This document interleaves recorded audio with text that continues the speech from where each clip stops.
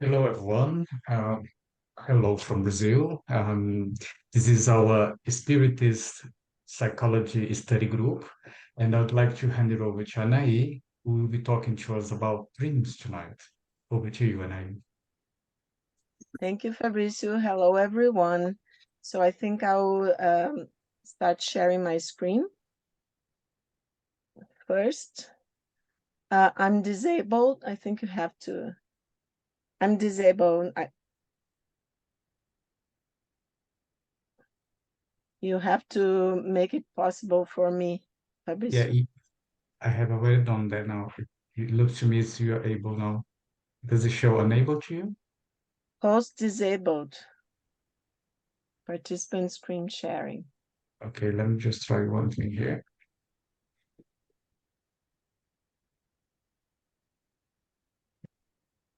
Right now. Okay. So There we are. is that okay? Yes, Yeah. Okay. there, perfect. So everybody, this is Dreams Part 2.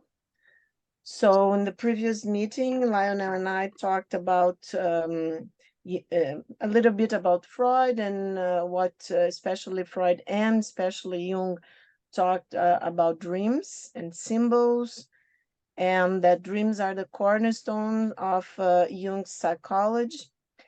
But today, then, I will bring to you what we have in the Spiritist knowledge a little bit, because it's a lot of things, but we can all go in the books and read some more, and then we will have our discussion later on, okay?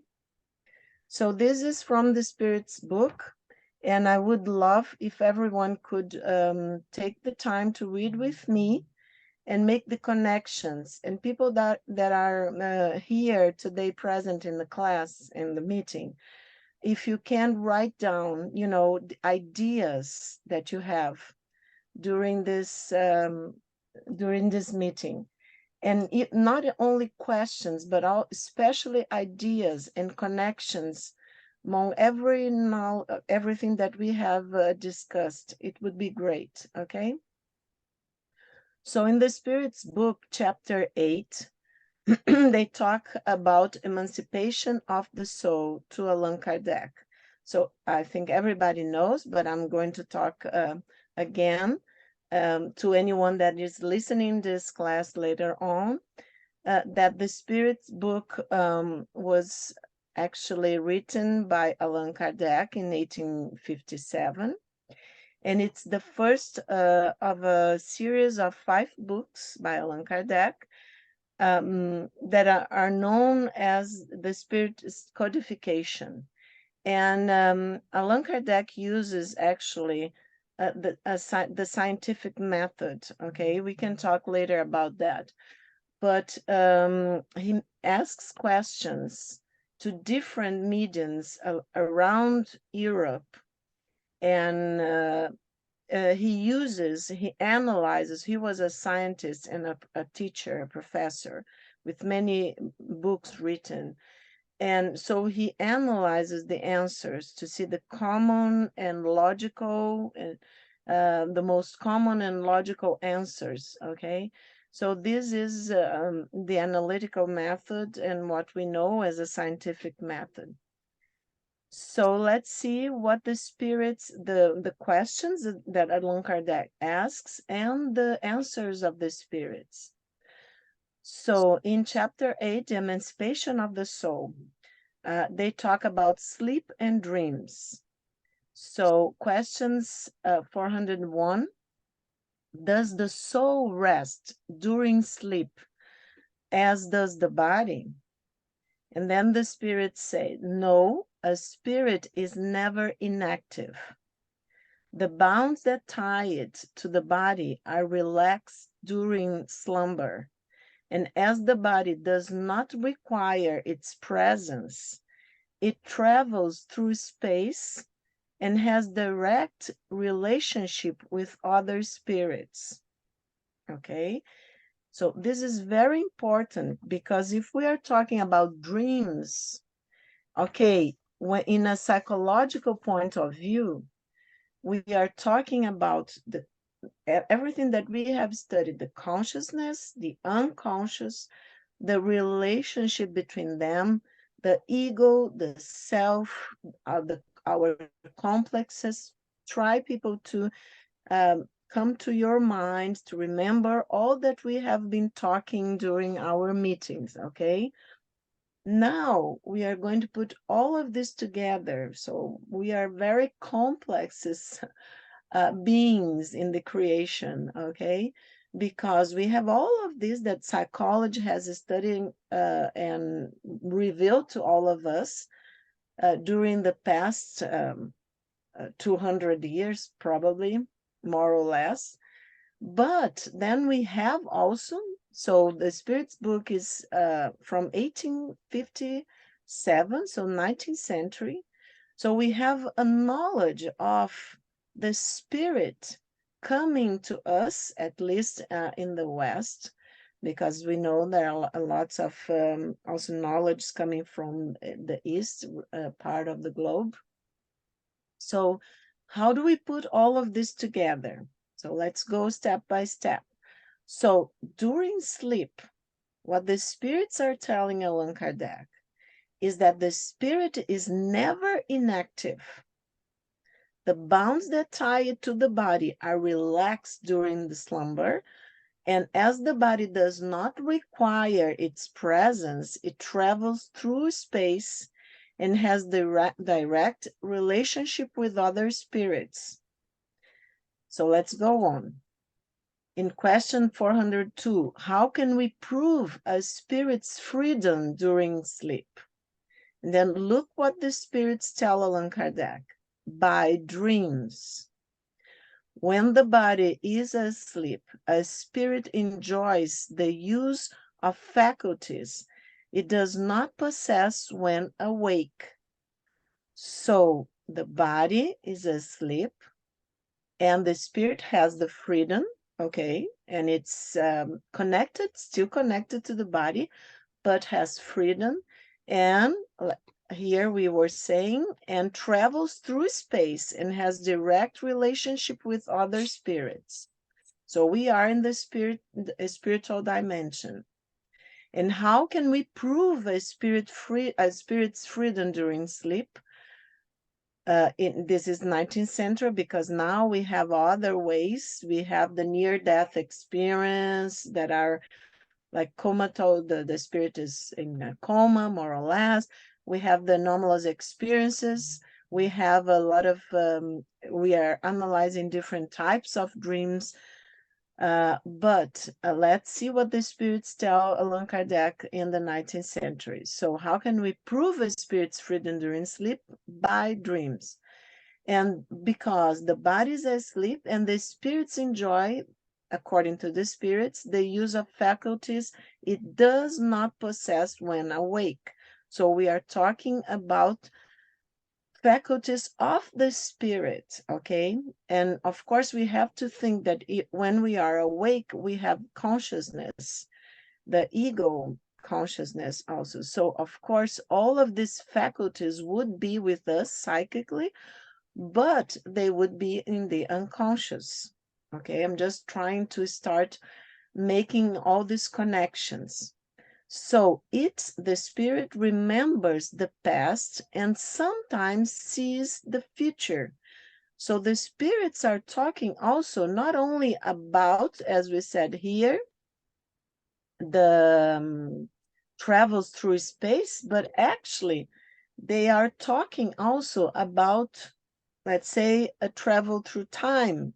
So a spiritual dimension where space and time are totally different, the laws of space, let's say, or we would not be as connected to space and time as we are here in this dimension, material dimension, with our body, our senses, and our egos, right? So when the body is asleep, a spirit enjoys the use of faculties it does not possess when awake. It remembers the past and sometimes sees the future. It acquires more power and is able to communicate with other spirits, either in this world or in another, in other worlds, okay? In this world or in another. You often say, I had a strange dream, a terrible dream, nothing like reality. You are mistaken in thinking this because it is often a recollection of places and things that you have seen in the past, or a premonition of those that you will see in a future existence, or even in this life at some future time. As the body is slow, the spirit tries to break free of its shackles and seeks, in the past or in the future, any means of doing so. So I think this is very interesting because when we talk, and I would love to hear Lionel about this later on in our discussion, because when we talk about the transpersonal dimension of the psyche, of what we call the collective unconscious, and we know that the laws of time and space do not apply as they apply to our conscious dimensions, right? To the conscious of the ego. So as let's remember Lionel's drawing and explanation of the ocean and all of us being like a wave. So when we dive into these depths of the psyche and the unconscious, where we know now, psychology knows that as like, let's say, as deep down you go, okay, or we can also think of the iceberg, for instance, as deep down as you go, dive in this ocean, in this unconscious, we know that it's kind of the laws of space and time dissipate. So look what wonderful teachings the spirits are giving Allan Kardec in 1857. And they are saying some things that I'm quite sure that people in that century couldn't quite understand. They didn't have all the knowledge of, for instance, quantum physics that we have. So I have seen this many times, but as I was reading this to you, to plan to organize our meeting, I saw in different colors what I'm quite sure many of you that have already read the Spirit's book. So with all the knowledge that Joanna is bringing to us, you know, with in this effort of integration of the psychology that we already have and know and study with Freud, Jung, and all the greatest, the great minds that try to you know, reveal all and understand our psych dynamics, the dynamics of the psyche. I think it's so beautiful and interesting to go over the Spirit's book and read again and see things that maybe we haven't seen before. So I think the spirits here are really saying to not only to Allan Kardec, because okay, the spirits that we know that were talking to Allan Kardec and then were bringing, explaining better a lot of spiritual teachings from the past, and they were bringing to us so that we could better understand and have an expansion of consciousness. So of course they wouldn't be talking only for people in the 19th century. They would be talking to many, many decades later. So so it's saying that the spirits have powers, have qualities, we could say, that they can communicate. They can go to different times and spaces. They can talk to spirits in other worlds. So they are saying that there are many other worlds, okay, with inhabitants. And please look at Chico Xavier in the wonderful TV program that it's all in YouTube and has English legends, that it's called Pinga Fogo, where Chico Xavier is the first spiritual leader who says that there are lives in other planets, and that in the future mankind will understand that it's not mankind, it's not the only human family, or created by the creator, by God. So I think here the spirits are also talking about faculties of the spirit, okay, that it does not possess when awake, because when awake, we have our egos and we have all the dynamics that we have been talking about here. And it's able to communicate with other spirits in this world or in another.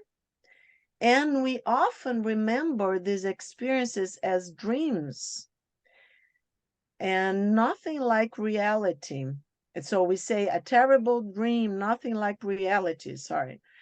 But for our egos, of course. And the spirits say, you are mistaken in thinking this, because it is often a recollection, often, not always, okay, people, often, a recollection of places and things that you have seen in the past, or a premonition of those that you will see in a future existence, or even in this life at some future time.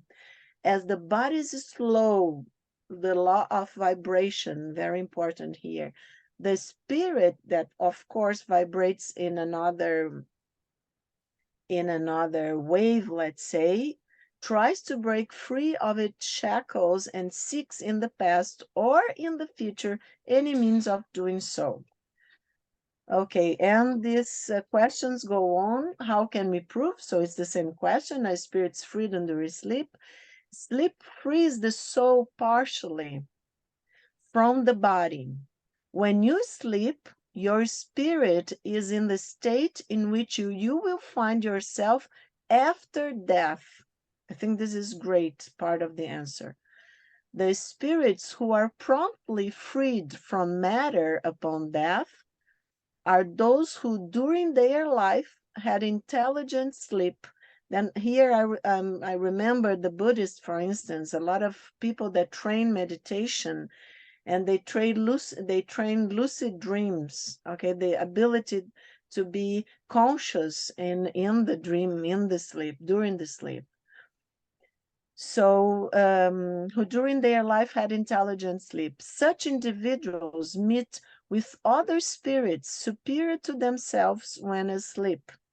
They spend time with them, conversing and learning from them. They even work on undertakings in the spirit world that they discover to already be initiated or completed upon death. Based on this, you should see how death should not be feared, since you die daily. Literally, when we are talking about the freedom of the spirit. Okay, and we are so afraid of death, right? Our egos are so afraid of death. So here, I strongly advise you to go in the Spirit's book and read all the complete answer, because here's not the complete answer, it's only some parts. But of course, if you are free and you vibrate in another way, you vibrate according to your own development of your, your spiritual consciousness and your development and your moral and cognitive development. It's all everything together. But of course, you can be then in contact with spirits. And here in this part of the answer, I wanted you just to see that you will find yourself, the spirits say, in this state that you are able to communicate with other spirits, and in these spirits who are promptly freed from matter upon death are those who during their life here, people, their life, in our lives, had intelligent sleep, okay? So what does that mean? It means that understand that are doing what we are doing today, trying to know ourselves better, work with our shadows, understand the spiritual values and practice them and change behaviors, right? It's not only talking about things, but trying to integrate everything that we understand, that we are changing behaviors, as Joanna de Angelis always tells us. Why? Because then we vibrate, we start vibrating. Now we don't have to wait, to die to learn everything. We are trying to learn everything that we can here, and we are trying to vibrate in a different way now, working with what's still shadow in us, what's still, like, let's say, evil in us, to try to vibrate differently, to try, as Jung says, to turn on a light within our souls, or to make this light stronger, right? So we must seek, I think, to tune into the vibrations of the good spirits. I think that's what the spirits are trying to tell us. If we are always thinking bad things and always getting upset for everything, of course we have to pray and we have to try to do the best we can to help each other, and of course collectively, our societies and all that. But it's very important to understand, as we have been talking here, that we mainly are trying, and firstly, as Jung said, we have to develop, we have to individuate, we have to go through this process of individuation that we have seen previously. And we have to try to be whole, right? Because we cannot help others if we don't help ourselves to be better and to be, stronger and to vibrate better also. So I think this is a wonderful teaching that the spirits are giving Allan Kardec, and of course all of us, because they were talking to many, many eons to come, right? Not only to the people in the 19th century, that we have tried to vibrate and try to seek the help of the good spirits, okay? So let's go on. And we are studying what the spirits told about how can we prove the freedom of the spirit during sleep. So they say dreams are the recollection of what your spirit has seen during sleep. However, you must realize that you do not always dream, because you do not always remember what you have seen or everything that you have seen. Your dreams do not always reflect the action of your soul in its full development. So when we know, oh, but all that we have already learned about psychology and about dreams, it's okay, because we have to understand that the question that Allan Kardec was asking about the freedom of the spirit during sleep, and also about what they were focusing here, the spirits. We have to understand that in the 1857, psychology was in like a baby in the first steps. And we have seen in the previous meeting that Freud's interpretation of dreams was in the 1900, right? So this is like almost 50 years previously to the interpretation of dreams. So I think they are guiding us step by step to understand that during the sleep, our spirit is partially free from the body, okay? Partially. But that we must realize that we do not always dream in the sense of recollecting what we have done during sleep, because we do not always remember what we have seen or everything that we have seen.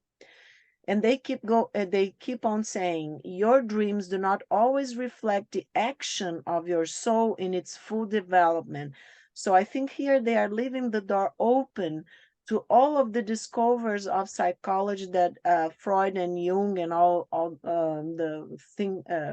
people that were studying this found out later on. They go on saying they often are merely the reflection of the confusion accompanying your departure and return, sprinkled with the hazy recollection of what you have done or what has occupied your thoughts in your waking state. So they are talking about different time from consciousness, the past, the future. They are talking about different spaces, okay? And they are talking also about something that occupies our thoughts in the waking state.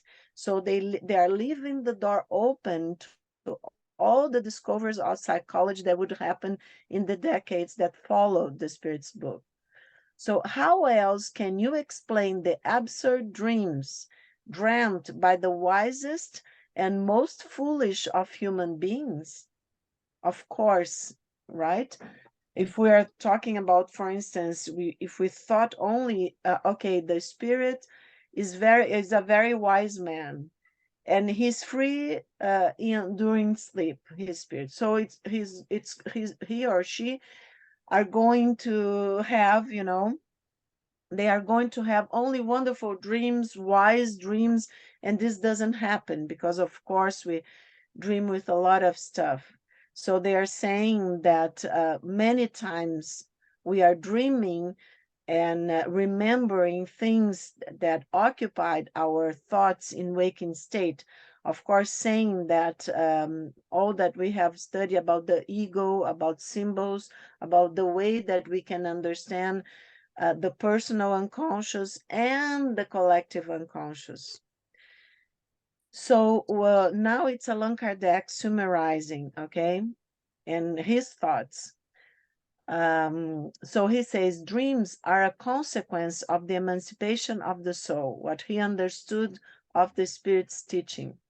Souls have more independence by the suspension of the active and social life, and enjoy indefinite clairvoyance extending to faraway places or those we have never seen, or even to other worlds. So I think this shows how Allan Kardec went deep in the analysis of what the spirits were telling him, because he says souls have more independence by the suspension of the active and social life. So he's saying that our egos, they wouldn't talk about egos because this is Freud, later on, many decades on, talking about that. But, or even developing, more or less starting to develop, psychoanalysis and all that. But Kardec was saying, reflecting upon the teachings of the spirits, that the soul have more independence by the suspension of the active and social life. Of course, the ego just has an altered state of consciousness and gets independent of the preoccupations of the daily life, and enjoy indefinite clairvoyance, so vision and understanding, extending to faraway places or those we have never seen, or with our physical eyes, let's say, or even to other worlds, because we are talking about the life of the spirit, okay? This emancipation is what causes the reminiscence that retraces the events from our present or prior lives. Okay, so is this emancipation of the spirit what causes the reminiscence that retraces the events from our present or prior lives? So what's going on in this life has a lot of things, as Joanna de Angelis say, and the spiritist knowledge and spiritist psychology say that, of course, what we will remember more when our spirit is kind of emancipated from the body, right?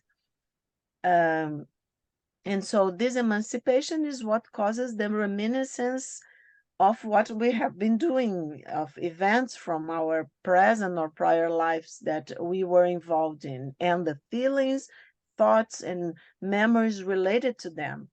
The peculiarity of the images of what has taken place in worlds unknown to us, unknown to our egos, mixed with the present world, produces bizarre and whimsical patchworks that seem to be devoid of meaning.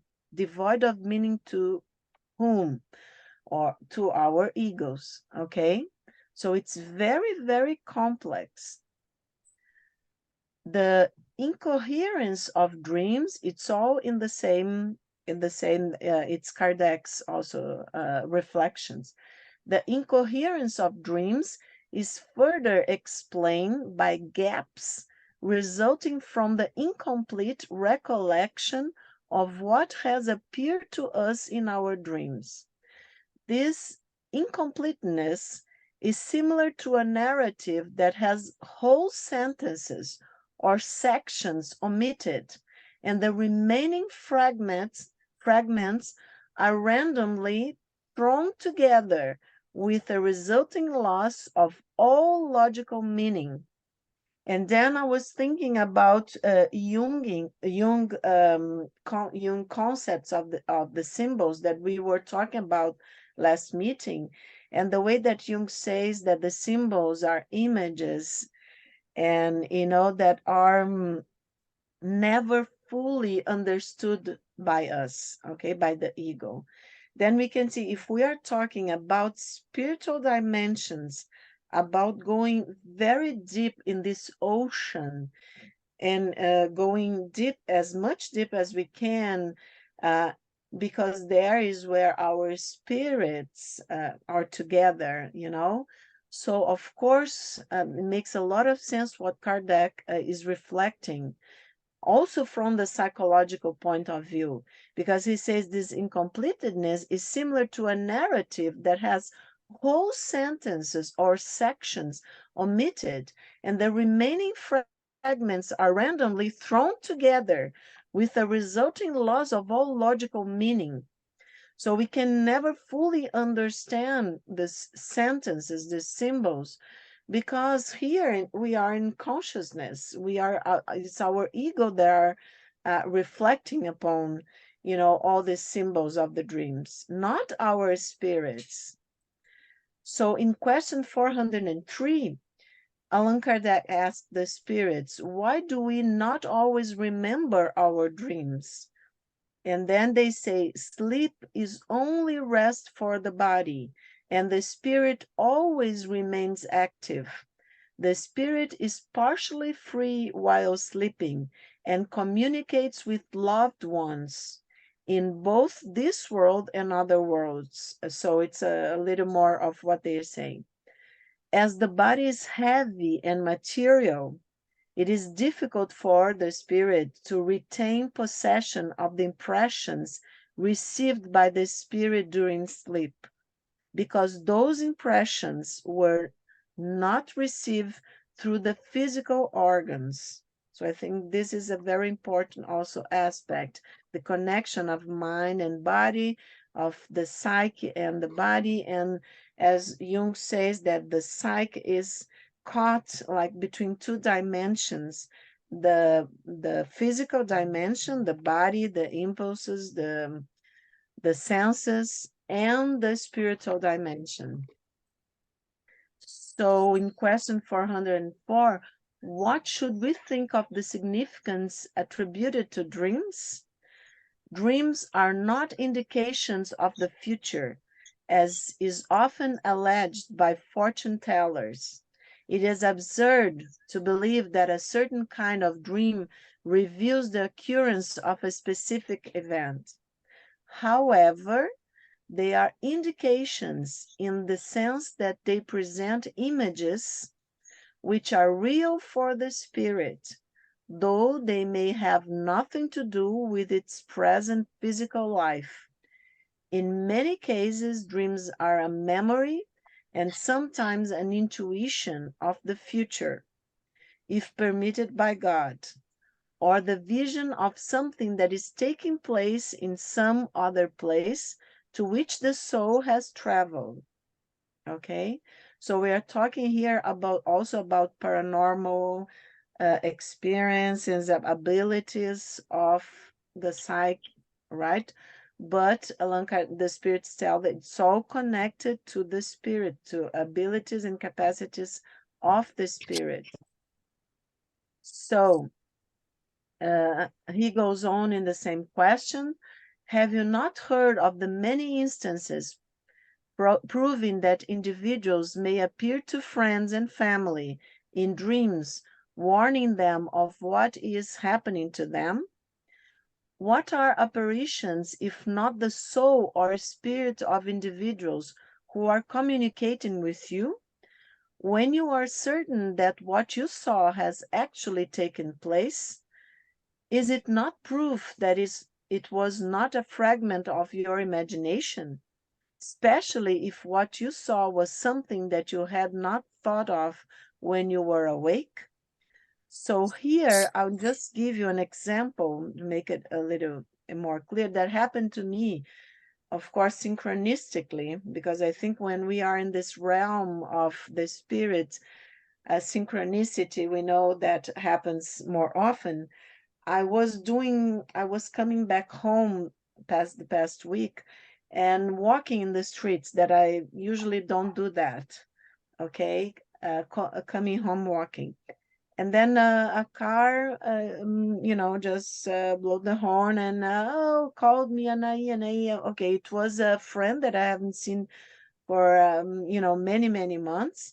And we stopped for lunch together. And she was really wanted to talk to me. Oh, you as a Jungian and, and having all this knowledge about spiritist knowledge and reading all these books.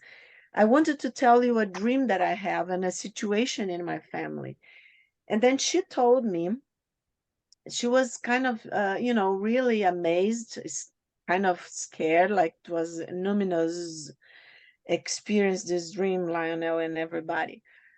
Because she had had a dream with her deceased grandfather, and he was looking very upset, I wouldn't say, but sad, worried, okay, the expression that she describes.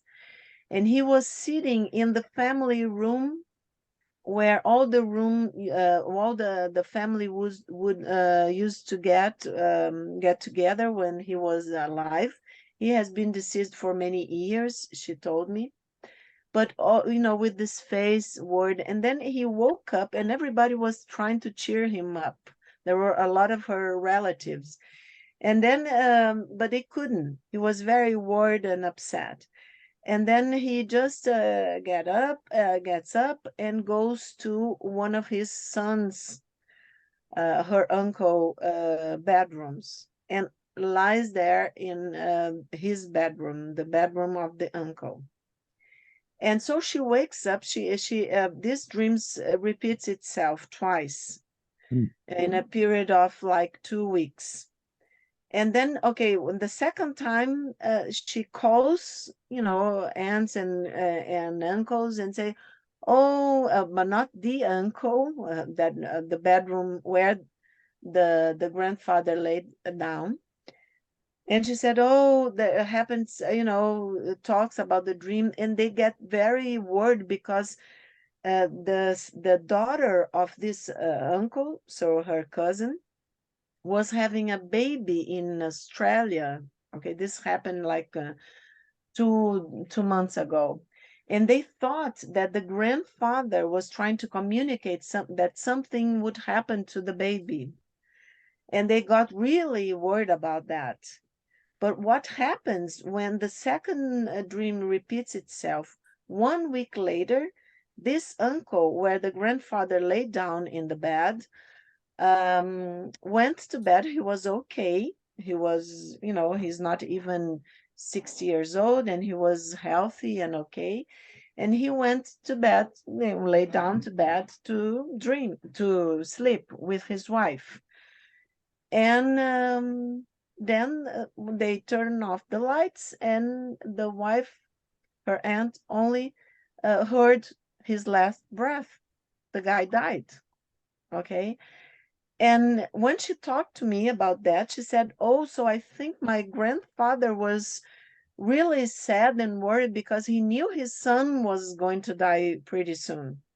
But she had not connected that the grandfather had gone to the bedroom in the past where her uncle used to sleep. Okay, so we have a lot of symbols, but we have also direct communication of the spirits to the family, actually, to her, right? So this is just an example. We can talk more about that if we have time. So have you not heard? Let's go back to the question. What should we think of the significance attributed to dreams? Have you not heard of the many instances proving that individuals may appear to friends and family in dreams, warning them of what is happening to them?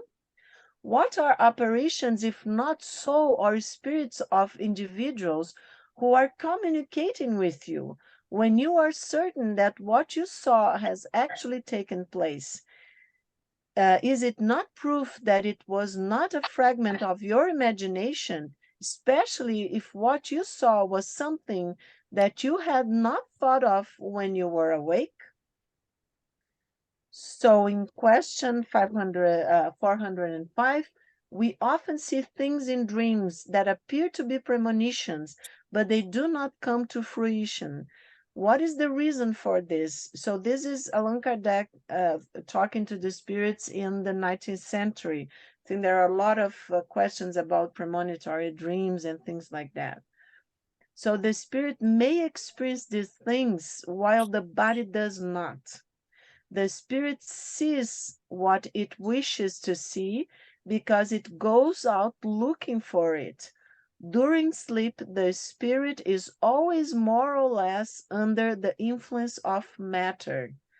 So this is like a confusional factor, right, Lionel? Because we have the psychology, we have the personal unconscious, and we have so the psyche with all this complexity, and we have the transpersonal dimension, the spirits getting together, and information that it's coming from there, and the abilities, more or less, depending in the evolution of the spirit, to remember that, and more what this spirit is looking for.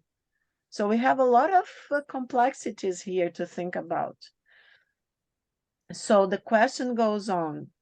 Consequently, it is never completely free from human ideas, and the objects of its waking thoughts may conjure up what it desires or fears, producing an effect of the imagination. So see the complexity.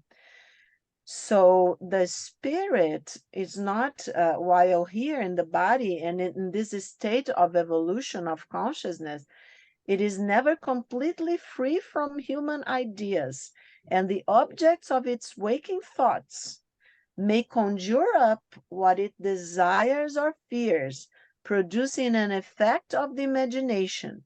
When the mind is preoccupied with an idea, it is very quick to connect everything it sees to that idea. And remember that Joanna is bringing to us that about the reincarnation and about the atavisms that we say about past memories of our incarnations, past incarnations, that stay in our subtle body, and that in some way they will be brought to light in this life, so that we can deal with them again, try to understand better what we have not understood in other lives.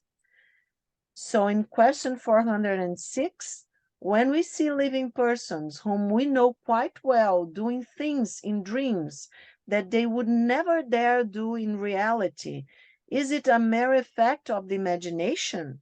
Could be, right? When we talk about our complexes, we have been talking about that last meeting. Then the Spirit says that they would never dare. How do you know? I like this way the spirits talk sometimes. Their spirit may visit yours as yours may visit theirs, and you do not always know what they may be thinking. Besides, in dreams, you often apply to individuals you know, and according to your own desires, what took place or is taking place in other existences.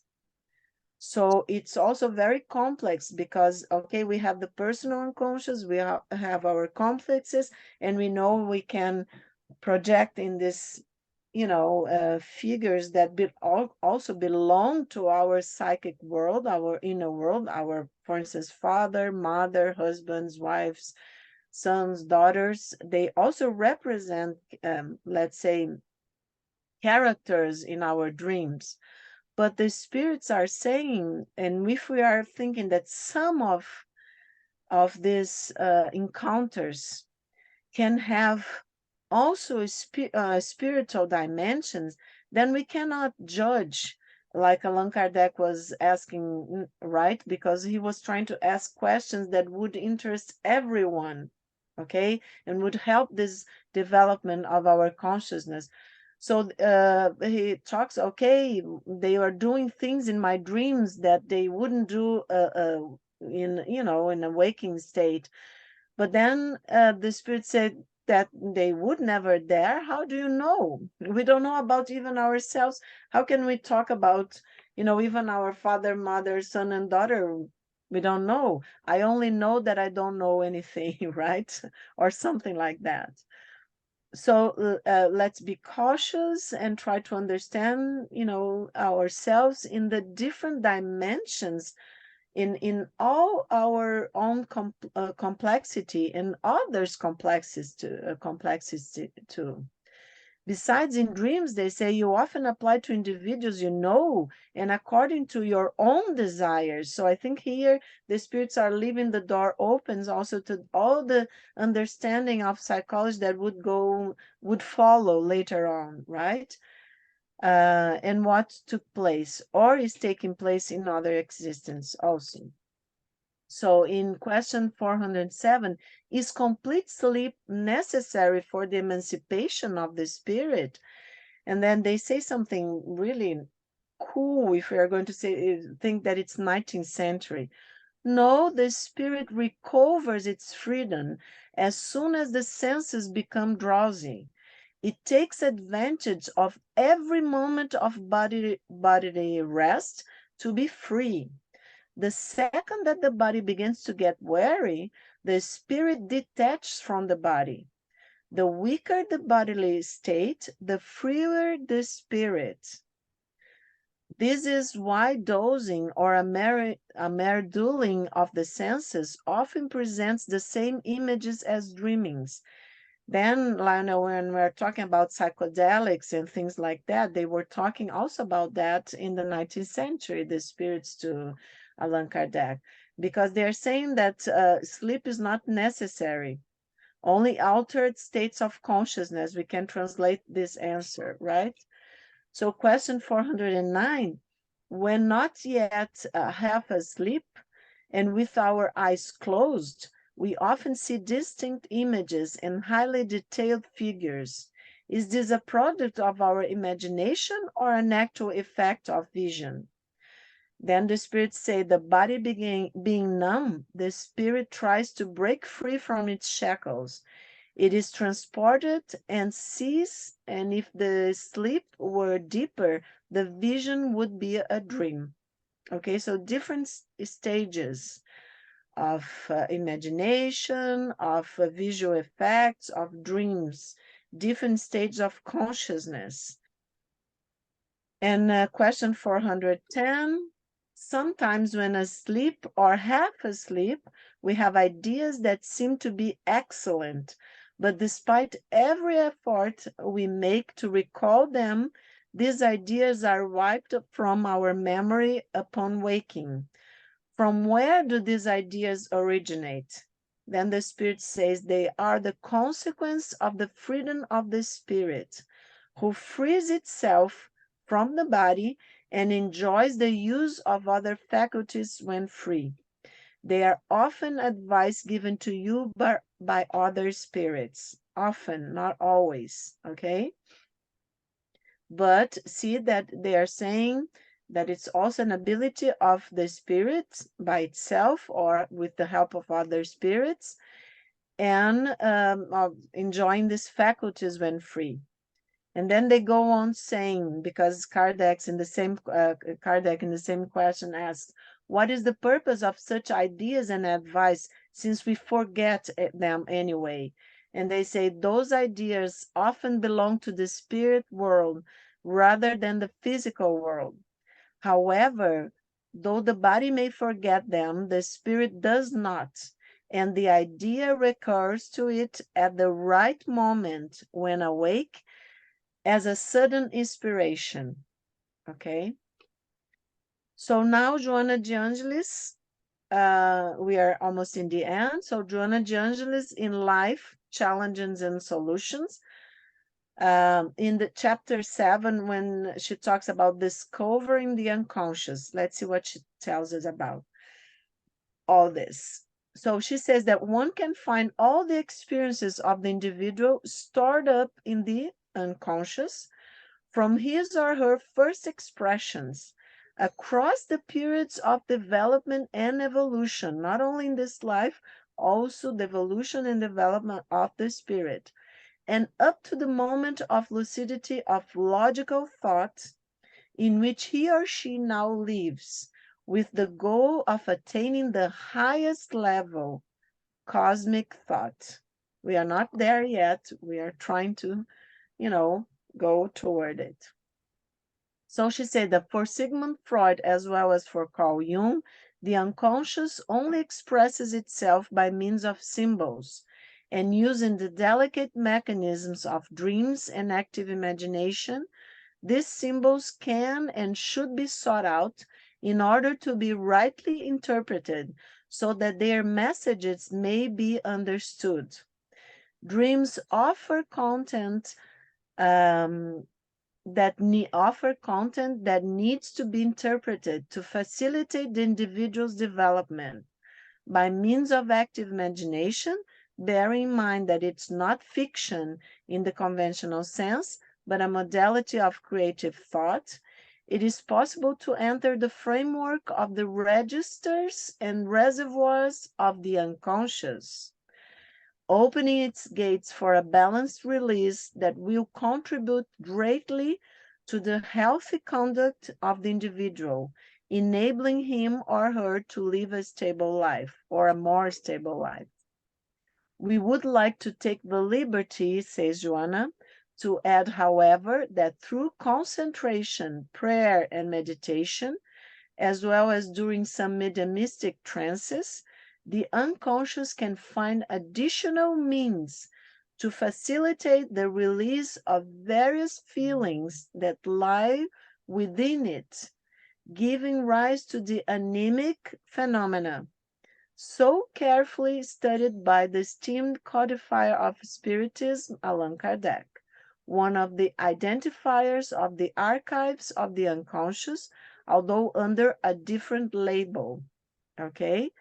And when she talks about giving rise to anemic phenomena, she's talking about psychic phenomena produced by the incarnate spirit itself, without the intervention of other spirits. So like telepathy that Jung said that we should, all extrasensory perception and phenomena that Jung says that we should, psychiatry and psychology study more in the future. So telekinesis, psychometry, and among others, okay? So Joana says that Freud and Jung assert that formidable forces are at play in in that extraordinary ocean, the unconscious, sometimes for and sometimes against the individual, who must decipher all of these mysteries in order to achieve both inner and outer self-realization. The unconscious contains the myths, fantasies, legends, and superstitions of all peoples of the past and present.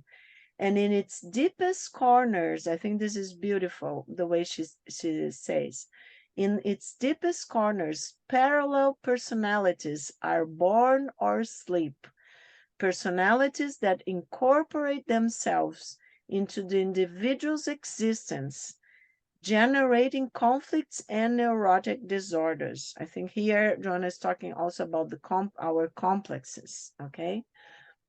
However, according to them, according to Freud and Jung, the objective of interpreting such messages is not to immediately resolve neurotic disorders, but to rightly utilize their forces, which bear energies for growth, elevation, knowledge, and liberation. And she goes on, the big challenge for human existence lies in the ability to explore that unknown world, the unconscious, and take from it all the potential that may produce happiness and self-realization. Individuals usually go through life in an almost sleep-like state, without any awareness of what is going on around them regarding events or their dynamics. They rarely take time to reflect, to ponder the objectives and needs of life per se. Everything happens to them automatically, fortuitously, affected as they are by the predominant physiological urges, even during episodes of a psychological nature. So I think this is very important. It's one of the reasons that we still have wars nowadays, for instance, that we still have all these conflicts going on. Consequently, Jonas says, they live unconsciously, far removed from reality, scattered, piling up conflicts and letting themselves be controlled by their dominant instincts. So human existence, she says, is an invaluable learning experience that must not be wasted or lived utopically, as if it were a trip to Fantasyland, where everything has its place in a timeless, mechanical way, devoid of sense or reason. The march of the evolutionary process is upward, and each day individuals must start up creative and enlightening experiences that will expand their field of development, leading them toward their cosmic destiny, complete freedom, plenitude. While in the body, they will suffer the positive or negative consequences of their acts, while in the body, while we still have to reincarnate, which are the building blocks of their future. That is why they must live consciously, awake to the reality of living. It is in the unconscious that we find the presence of the spirit, as Allan Kardec is saying and codifying, the spirit's knowledge. So it is in the unconscious that we find the presence of the spirit in the folds of the inner being, impregnated with memories that do not reach the current conscious, and yet affect behavior indirectly, causing disquieting and unfamiliar states within the structure of the ego. Self-discovery enables individuals to grasp the need for progress, while at the same time it disarticulates the difficulties that have been formed by negative past life experiences. So we need very much what we are doing here today, people, and the days after this, right? Doing as Joanna, Chico Xavier, Allan Kardec, and many, many others, Jung, Freud did previously to us, this search for ourselves, for the self-discovery that enables us to grasp the need for progress, while at the same time disarticulating the difficulties that have been formed by negative past life experiences. Only upon beginning to experience and understand one's inner reality, says Joanna, engaging in self-discovery and remaining awake to the activity of logical and conscious thought, are the damaging effects of the past released and new guidelines for the future conduct set forth. Individuals are manifestation of the divine thought, which created them for dynamic self-realization. Consequently, they must stop ignoring their inner world, their unconscious, and dive into the depths of themselves, embracing self-discovery without traumas or shocks, anxieties or disturbances, in a process known as individuation. And now I'm just going to remind you of Jung's idea of individuation that we have seen previously, as a movement towards making of an undivided and differentiated individual with a psychic center focus on the self. And as Joanna says, the self is the spirit, so the need of evolution in the spirit. In a non-linear process of progressive awareness of the unconscious, it's not linear, it goes back and forth, which points to a kind of realization of the archetype of the self, that is the inauguration of a complete human being, integrating apparently irreconcilable tendencies. For Jung, the goal is not to be perfect, but to be whole, and building an integral personality. So in Jung's words, the development of personality, it's a question of saying yes to oneself, of considering oneself as the most important of tasks, of being aware of everything one does, keeping oneself constantly in front of one's eyes in all our doubtful aspects. So the goal, Jung says, is not to overcome our personal psychology, to become perfect, but to become familiar with it. Thus, individuation includes a growing knowledge of one's unique psychological reality, including personal strengths and limitations, and at the same time, a deep appreciation of humanity in general. So I would say and include now what Joanna and the spirits tell Allan Kardec in Jung's approach, okay, that to become familiar with us, but also to become familiar as much as we can through meditation, for instance, as Joanna says, to the development of our mediumistic capacities, right? To paying attention to our intuitions, our dreams, to trying to analyze in this in our dreams in this different layers, right? Because then we become familiar with our unique inner reality, but not only our soul's reality, but also, as much as we can, our spirit reality. Okay, so I will stop sharing. This brings a lot of questions, I know that. And I have a lot of examples. I have Chico Xavier examples. I gave you only the example of my friend's dream, but we want to talk, and we want to also to listen what Professor Korber has, thoughts about this. And if we don't finish, I think this is so important, because as Jungians, we say it's the cornerstone. Dreams are the cornerstone of Jung depth psychology.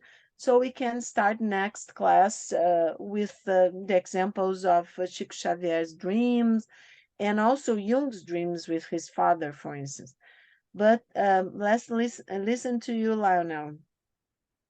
Well, there's so much information there, it's hard to know where to begin. It's just like a fire hose of information. Sorry. Trying to drink from a fire hose. I mean, there are some important differences between what we heard and what Jung would say. For example, dreams. Chico says that dreams can be absurd. Jung would say dreams are never absurd. What looks like an absurdity is simply a symbolic meaning. So I thought that was an important difference. Also, he seems to imply that events that are going on in dreams are literally happening in other worlds or other dimensions. But from Jung's point of view, that they are symbolic of what's going on. They can't be taken literally. He also seems to say that dreams can be incoherent, that it's the same problem. They're not incoherent. They're difficult to understand because they're symbolic. This is written, several generations before Jung. So I think it's an attempt to talk about dreams without having a sort of depth psychological point of view. And then the material about dreams and the future was confusing because initially he says we don't dream about the future, and then he says we do dream about the future, that God willing, or something like that. Jung is very clear that we can have dreams that do talk about the future.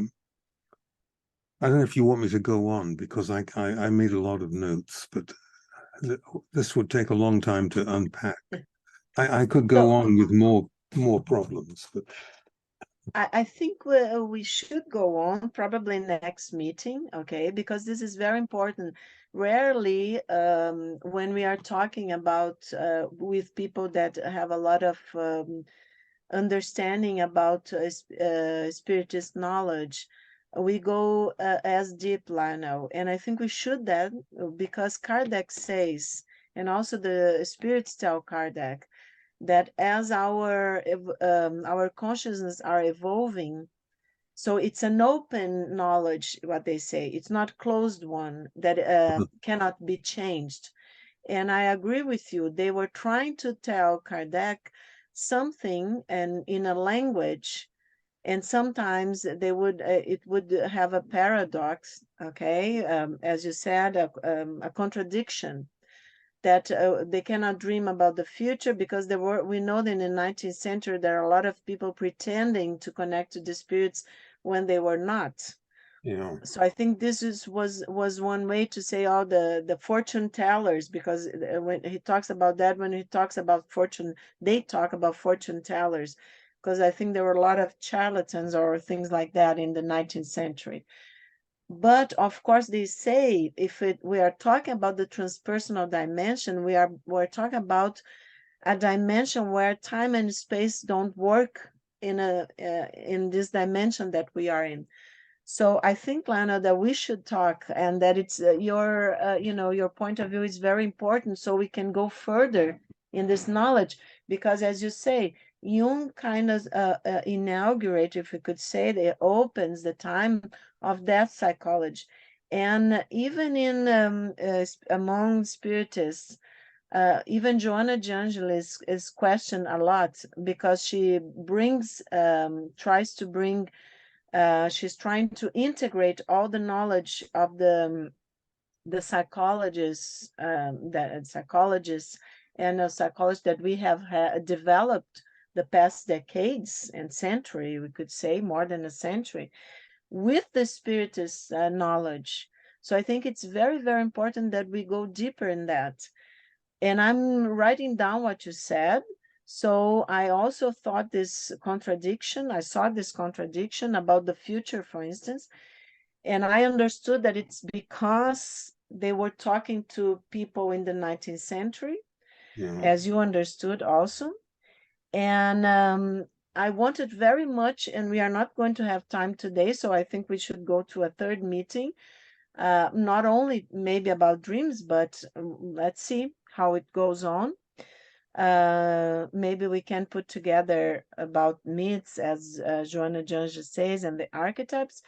But she said, they say, that events can be literally happening to the spirit. And you say that Jung says that events are not are symbolic in the dreams, they are not literally happening. So I want very much to bring the example that it's in this book, Between Heaven and Earth, by Chico Xavier, that we can further go into this example, okay? And also about the incoherence, it's one of the examples. But this incoherence, I understand that the spirits are telling Kardec, it's as you, I think, also understood, that it's of the ego. The ego think it's a nightmare, that it's not coherent, can't find an understanding. But I agree with you. I think the spirits are in an attempt, without depth psychology, to help people to think about dreams in a different way. Should you go on further with your I wonder if we could ask other people what their impression was. Okay, Would that be okay? let's go then. Who would like to? Andres, go ahead. Yes, I also felt there was a lot of information, very, very much, a lot. And also it was kind of like, talking against each other. Like one way says this, the other way says that. But maybe everybody here also on site has experiences where dreams do come true. So my life has been like this, actually permanently from the age I can remember, 3 years old, that the things I dream are literally coming through, like not at the same time, but years later.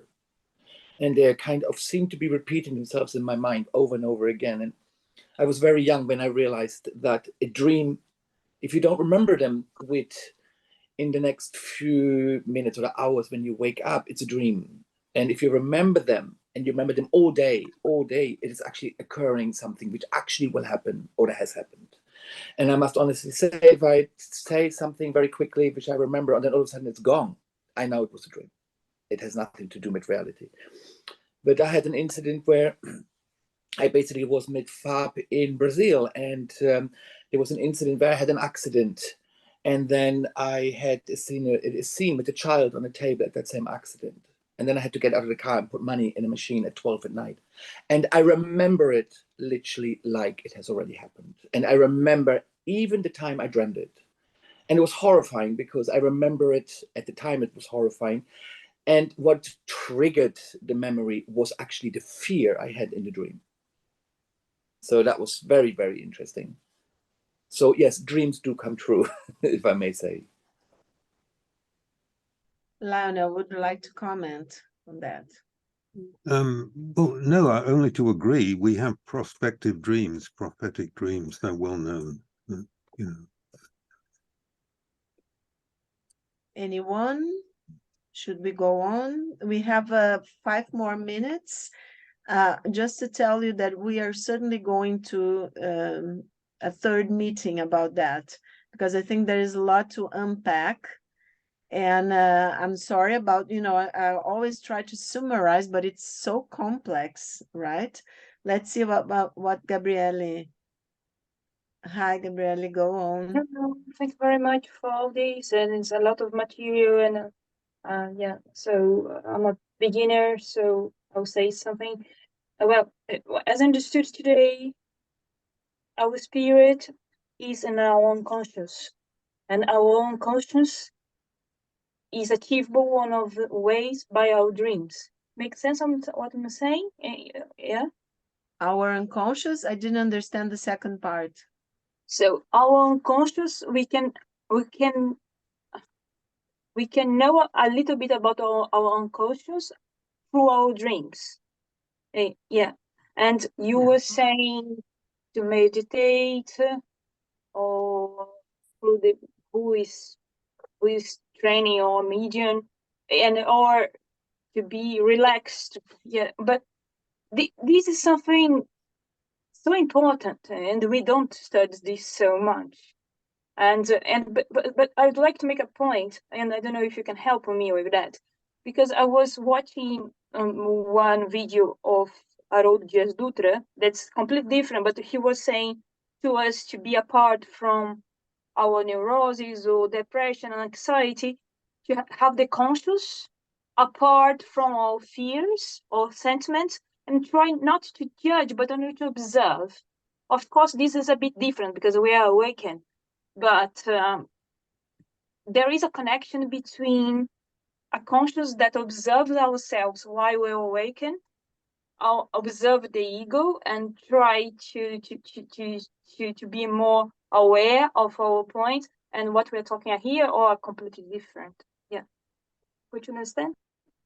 Okay, more or less, but I mean, Lionel, I think maybe Haroldo was talking about what we call mindfulness meditation, to be aware of the moment and to pay attention, but then it's the ego that it's also doing the Yeah, she might have been talking about what we call the observing ego, the capacity to Yeah. watch yourself and be aware of what you're doing and be self-reflexive and so on.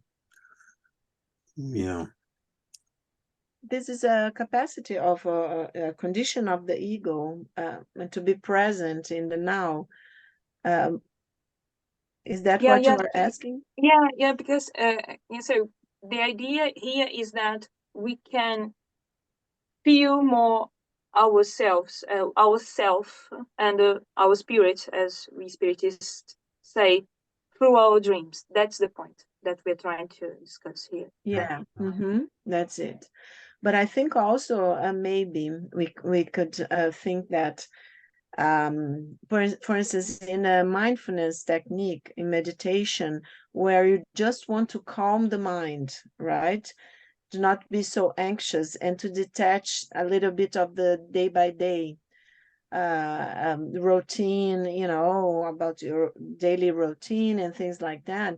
That's one technique that we know in as medical people, that it's okay, that it helps to calm down, helps to not be so anxious. But and the ego is working on that. Okay.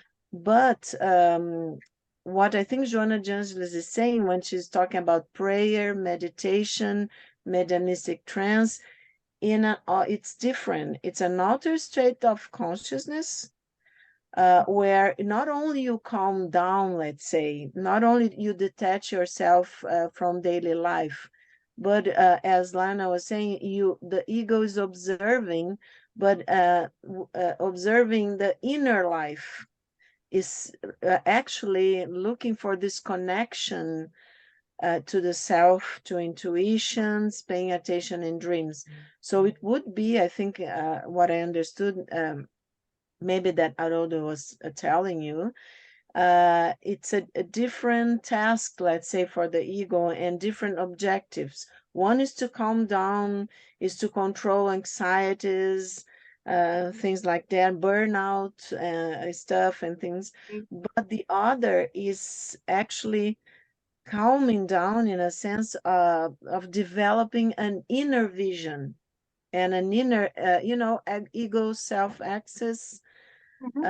So working on that, on this axis, I would say, analyzing dreams and things like that. Maybe people want to leave. I can stay a little bit longer because we have two more questions.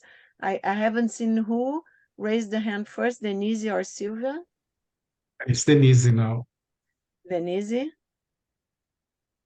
I Denise, think you're mute. quickly, maybe yeah. Eu acho que foi a Silvia. I think it was Sylvia. She handed So before. okay, go ahead, Sylvia. It doesn't matter, you could have said it. No, I was just thinking that amazing enough, just before the meeting, I was actually studying this text from the Spirit's book, and I was just studying and reading it. I think one of the points that Lionel made about that we don't always understand and everything, because I think what the Spirits teach us, that as spirits, we are freed from this body as soon as we can.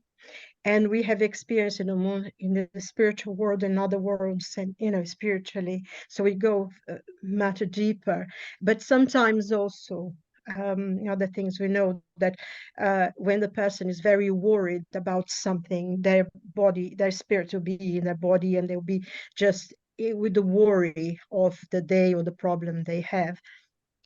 I think one of the problems that sometimes is not very coherent or something is just, I think, is to do with the fact that even though we free ourselves as spirit, our spirit free itself from the body, is not totally disconnected.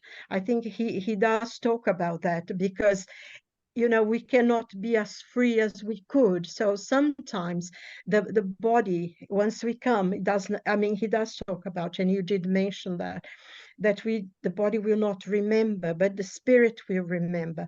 So and you're probably going to talk about some of the dreams in André Luiz, sorry, which in many ways explains quite a lot of those things, isn't it? Like the dream the girl has is a device that is being given by her grandmother, and she said, don't worry about what people say, it's like a snake and things. So you have all those symbols coming back. They don't quite, it's as coherent as it could be. But the message that she says, go on with your life. Don't worry about what the people say. And I think, maybe next time that dream you can explain, because this is really good. And I think in a way it would clear quite some of the things that Lionel felt. Sylvia, do you remember the name of the book? Because maybe some people have the book and want to read for the next meeting. Gosh, I'm not sure if it's Missionaries Light, because the one that if people have, it's the one that I was going to tell you about, and I'll tell next meeting, is Beyond the Dream, the name of the chapter, and it's chapter 15 of Between Heaven and Earth. Yes, I have this in Portuguese. I have my books in Portuguese. I'll find out. I'm not sure if it's Missionaries of Light or Obreiros da Vida Eterna, which would be the next one. But I'll find out, and I'll put for everybody. Okay, if you can send to Fabrício, then he can put in the WhatsApp group also, if people want to read. Thank you, Sylvia. Okay, thank you. And Denise, 1 minute. Okay, hello. I'd like just to make more exciting and more tense the thinking about today. It was really full of experiences.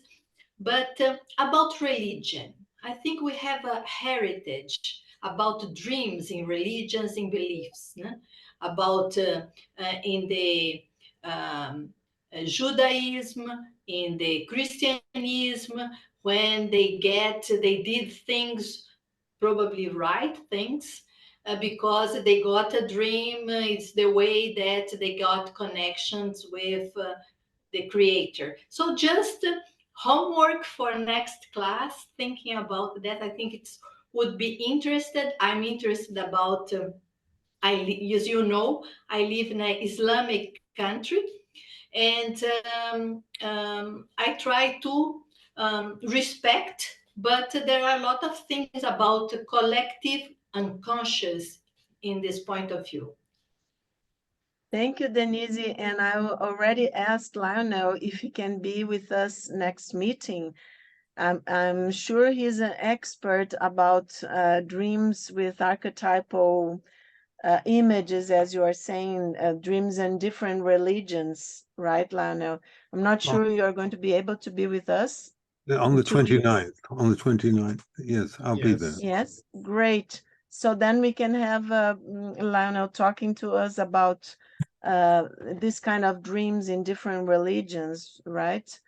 With that come with information, prophetic dreams and things like that. Well, so thank you so much. Sorry? Maybe we could ask members of this group to talk about their own dreams if they're short. I wanted today that we, but when I started trying to summarize, and you saw that it's kind of difficult, all this information for us to discuss, it gave me a really hard time. So let's do, if we're going to the third meeting, then Denise and Silvia and everybody else, maybe Anne, Marcia, if you could bring examples of this kind of, or your own dreams, okay? And then we can have more time.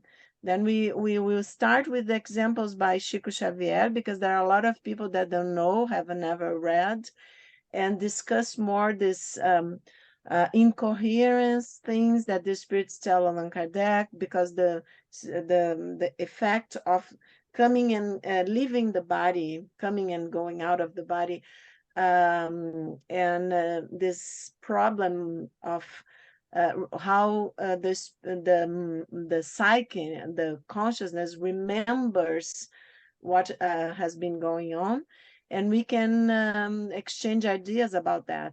Is that okay for everyone? Yes. Well, So, also, thank you. sorry, very brief, very quickly. Also, there is a lot of dreams. I used to have lots of them. That you go to work in the spiritual world. I had lots of dreams of going to work and doing things. And one of the dreams, actually, I had written here. It was an extremely powerful dream that I had in working. I was going to work with someone. And I would like to share next week this, because it was a Okay. powerful dream of going to work in the spiritual world. Okay, great, great. Like Andres brought to us, and I think the spirits really wanted that, for us to question, right? The spiritist knowledge is not closed, as I said, it's open, and it's I- it's Sorry a to interrupt. way, a path. Yeah. I think we dream those things because they already happened. So see, I have a very strong knowing on that everything which happens to us in this life has already happened. So the spirit already knows long before we're born. So it is just recording it, re-recording it. We don't really supposed to know it, but in our dreams it comes through again. It's because it's deeply buried in ourselves. That's what I believe. We have all this metaverse stuff, different dimensions and universe that they didn't have, incarnated people didn't have in the 19th century. So let's go to work, because I think they are asking us, and Joanna is asking us to go to work and put our brains to work, and minds and hearts. So thank you very much, because it's wonderful to have all of you here, and we can exchange and look to each other. This class is very special, this class of people, let's say, of students of the spirits. And we'll see each other in 2 weeks' time. Yes, and I Yes. had a dream with you, actually, and part of the group about a week ago.